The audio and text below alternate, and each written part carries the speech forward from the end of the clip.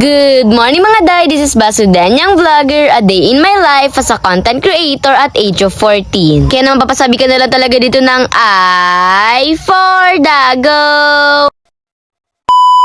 Hi guys! Kakatapos ko nga lang po pala dyang maligo at alam nyo ba na hapon na yan? At ngayong araw samahan nyo nga talaga akong mag-ayos dahil nga po pupunta tayo ngayon sa SM Dasma. At dahil pang third day na namin dito sa Cavite, susulitin na namin dahil bukas uuwi na kami ulit ng Bicol. Liblinower na muna nga po pala dyan ni Tita Star. Ito nga po palang hair ko dahil magpapakurly nga talaga ako ng buhok. Nakita ko nga kasi itong pang curly Tita Star dahil gusto ko nga talagang pakailaman. Sabi ko kay Tita Star, i-curl niya rin ako. O diba, pupunta lang naman yan siya ng SM pero kung makapag-curl, akala mo naman talaga magpa-fashion show siya doon. Nagpapuyod nga po pala dyan si mama kay mama to, kaya naman sobrang ganda na ng hair niya. Tapos ako naman eto, nagme-makeup na nga po pala ako dyan habang inaayos si Tita Star itong buhok ko para naman nga talaga hindi kami gahulin sa oras dahil hapon na talaga ng mga oras na yan. Sakto naman nga at medyo matagal-tagal nga itong pag-curl sa akin at para hindi maubos yung oras natin, syempre magpapaganda na tayo. At ayan, nang matapos na nga po pala yung hair and makeup ko, syempre aalis na rin nga po pala kami, kaya naman konting outfit check lang muna. Tapos eto, umalis na rin nga po pala kami dahil alas 2 na nga talaga. Hindi namin masusulit ang buong gala namin sa SM Dasma kung magpapatagal-tagal pa kami dito. Bale, ayan, nag-grab na nga lang po pala dyan si Tita Star nga po pala ng sasakayan namin dahil sobrang init nga talaga ng panahon mga doon. Talagang tirik na tirik yung araw. Tsaka syempre para mabilisan na rin kami makapunta doon. At tama nga naman talaga, sobrang bilis lang namin nakapunta. Parang ilang minuto lang yung biyahe namin. Pagkapasok nga po pala namin na naglibot-libot na muna nga po pala kami. At alam nyo ba na first time ko dito sa SM Dasma? Syempre naman dahil first time ko lang din naman dito sa Cavite gumala-gala.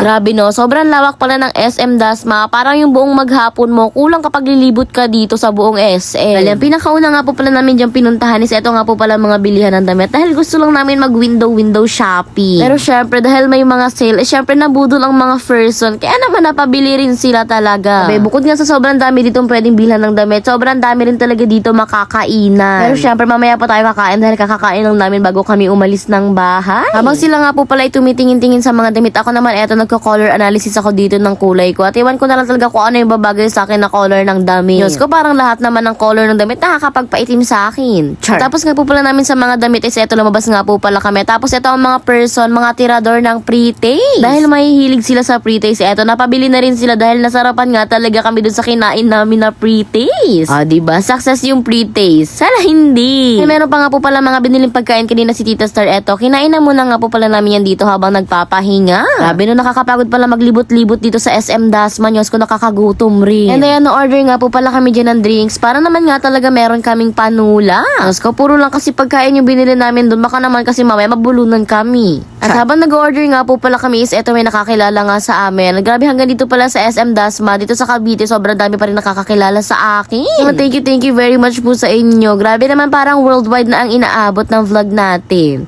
Worldwide? Bale, alam nyo ba yung mga pinag-order namin na pagkain, yung mga first time talaga namin yung matitikman. At yan yung mga pagkain na wala sa amin sa dae. Siyempre, dahil nandito ka rin naman sa Cavite, orderin mo na yung mga pagkain na hindi mo pa nakakain. Dahil kung yung mga kinakain mo lang din naman sa daet, parang wala ding sense yung pagpunta mo dito, wala ka rin nasubukan na bago. At ayan, minukbang na nga talaga namin itong kinain namin. Bali, ganyan nga po pala yung pre-taste na kinain namin kanina. At grabe, sobrang sarap naman talaga. 10 out of 10. Bali, after naman nga po pala namin kumain is eto, lakad-lakad na naman nga ulit kami. Tapos nakakita nga talaga kami dito ng book sale. At grabe, sobrang gaganda ng mga libro dito. Pero mga pambata na, perfect kay baby store. Tapos ayan, konting lakad-lakad pa nga lang is eto, bibili nga raw talaga ang mga person ng tinapay. And ayan, dito na rin nga po pala namin kinain. Ito nga po pala mga pagkain na binili namin sa food court. Dahil masakit nga talaga yung ulo ko sa mga oras na yan. Eto, tinunawan nga po pala ako dyan ni mama ng gamot. O diba, hindi na kasi mag-aral uminom ng gamot. Hanggang dito ba naman sa SM tinutunaw pa. After nga po pala namin kumain tsaka magpahinga, ipupunta na nga po pala kami sa second floor dahil eto na talaga makikita nyo na kung sino nga ba talaga yung imimit natin dito sa SM Dasma. For sure, kilalang kilala nyo na to dahil nakita nyo na talaga siya sa post ko.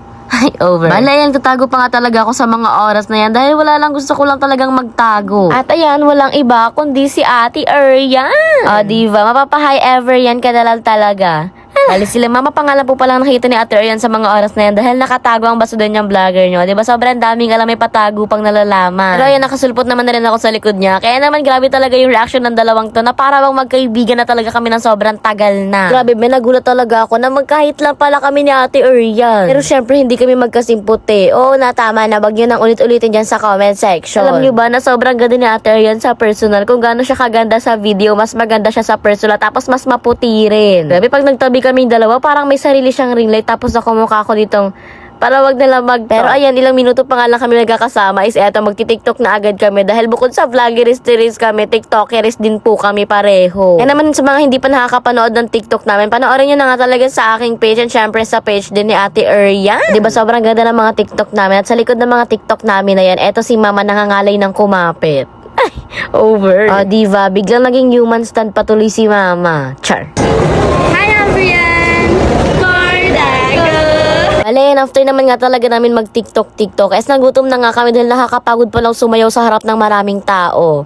Hindi sobrang dami kasi dumadaan. Bali, bababa na nga po pala kami sa mga oras na yan dahil kakain nga po pala kami for today's video. Sa sobrang daming pwedeng pagkainan dito, talagang nalito kami at nahirapan pa kaming pumili. Makahanap na nga po pala kami ng kakainan, is eto umupo na rin nga po pala kami. Tapos tinawagan nga po pala dyan ni Ate Ayan, eto nga po palang mama at daddy niya. Kaya nga po pala hindi namin sila nakita dahil sa Caloocan nga raw po pala sila. Tapos ayun, eto namang si mama, binigay lang sa kanya yung cellphone niyo kung nagchismisan na sila. Char. Sana nga next time na mag-meet up nga po ulit kami, kasama na nga talaga ang mami ni Ate Erian para naman mas maraming chismis pa ang mangyari. Yan, kumain na rin nga po pala kami sa mga oras na yan. Bale, dito na nga lang po pala kami sa Popeyes kakain. At alam nyo ba na ang pagkabasa ko talaga dito dati ay Popeyes. Nyos ko ang sabi, kakain lang kami, pero bakit parang may iba na nagaganap dyan sa gilid? Para bang mama umuwi na lang tayong lahat? Hindi. Grabe, sobrang sweet talaga niyan nilang dalawa. Kung gano'n sila ka-sweet sa vlog, mas sweet sila sa personal na para bang mamaya may gagapang na dito na langga. Tinawagan nga rin po pala namin dyan si Tita Rain. Parang naipakita si Ate Erian. Pero ayun, busy ang person sa tindahan. Ewan ko kung busy ba talaga or nahihiya at kinikilig. Over. Leon, after nga po pala namin kumain tapos mag-TikTok ulit, is eto uuwi na nga po pala si Ate Erian. Gagabi na rin niya kasi tapos uuwi pa nga po pala siya sa Caloocan. Diba, grabe, sobrang bilis lang ng pangyayari. Parang kanina lang kinakabahan pa ako na makikita siya tapos ngayon eto uuwi na po sila agad. And ayun, thank you very much nga talaga Ate Erian sa time. Kahit na dapat magpapahinga na nga sila dahil galing pa nga talaga sila sa outing. At ayun, see you soon na lang po ulit. After nga po pala is eto, pupunta naman nga po pala kami sa 3rd floor dahil titingin nga po pala kami dito ng mga camera for vlogging. Pero sa ngayon, titingin-tingin pa lang dahil wala pa talaga tayong budget para dyan. Pero syempre, malay nyo soon, makabili na rin tayo ng gandong camera dahil sobrang ganda talaga nito at perfect na perfect talaga to pang vlog. O diba? Sobrang ganda talaga. Parang nakikita ko lang to sa mga vlog. Tapos ngayon, parang mahahawakan ko na siya pero hindi pa sa akin. Grabe, ganito mga bagay na talaga yung minamanifest ko ngayon dahil sobrang ganda talaga nito pang vlog. Pwedeng pang YouTube vlog tapos pwede rin pang FB vlog. Ayun, chinek lang naman nga talaga namin kung gaano nga kaganda itong kamerang ito. Tapos uuwi na rin nga po pala kami. Bago nga po pala kami umuwi sa eto, meron nga po pala dito nakakilala pa sa akin. Kaya naman thank you very much nga sa lahat na nakakilala sa akin dito sa SM Dasma. And ayun, uuwi na rin nga po pala kami. Kaya naman I guess nag-greet na nga lang talaga ang ating vlog for today's video. Yun lang. Salamat po, and God bless. Thanks for watching. Mwaps!